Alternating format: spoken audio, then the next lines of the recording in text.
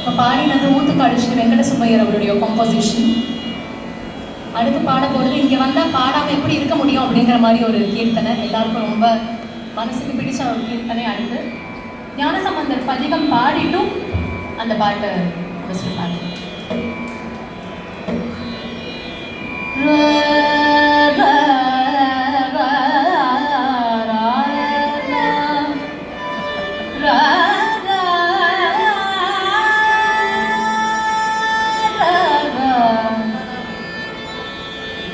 இந்த பதிகம் எதனால் பாடப்பட்டதுன்னு இங்க இருக்கிற எல்லாருக்கும் மோஸ்ட்லி தெரிஞ்சிருக்கும். ஞானசம்பந்தர் சன்னதிக்கு பக்கத்திலேயே பூம்பாவைன்னு ஒரு சன்னதி இருக்கும். இந்த பூம்பாவைங்கிற பொண்ணு சிவநேச செட்டியாருடைய பெண். அவளை ஞானசம்பந்தருக்கு கல்யாணம் பண்ணி கொடுக்கணும்னு வளர்த்துட்டு வந்தார். எதிர்பாராத விதமா அந்த பொண்ணை ஒரு அரவம் தீண்டி அவ காலம் ஆயிடுறான். அவளோட அந்த மார்டல் ரிமைன்ஸ் எல்லாத்தையும் ஒரு பானையில அழகா போட்டு அப்படி வச்சிருந்தார். ஞானசம்பந்தர் வரும் பொழுது சிங்காரவேலன் சந்நிதி முன்னாடி அந்த பானை அப்படி வைக்க, நம்மெல்லாம் பாட்டில்ல மெடிசன் சாப்பிடுவோம் இல்லையா, ஆனா இவாள்லாம் மகான்கள் பாட்டில் தான் நமக்கு மருந்தை கொடுத்துருக்கா. அந்த மாதிரி பதிகம் பாடுற, பதிகம் பாடின கையோட பூம்பாவாய் அதுல இருந்து வர ஒவ்வொரு பதிகம் பாடி அப்படி முடிக்கிறப்போ இந்த மயிலாப்பூர்ல இருக்கிற ஃபெஸ்டிவல் எல்லாத்தையும் சொல்லி இதெல்லாம் பார்க்காம போவியோ பூம்பாவாய் அப்படின்னு கேட்டு பாடுற அந்த பதிகம்.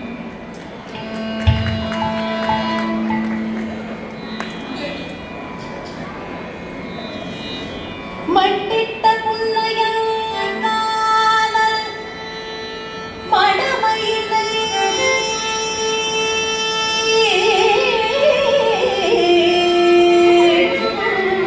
மடமயிலை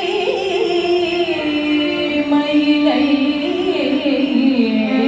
கட்டிடம் கொண்டு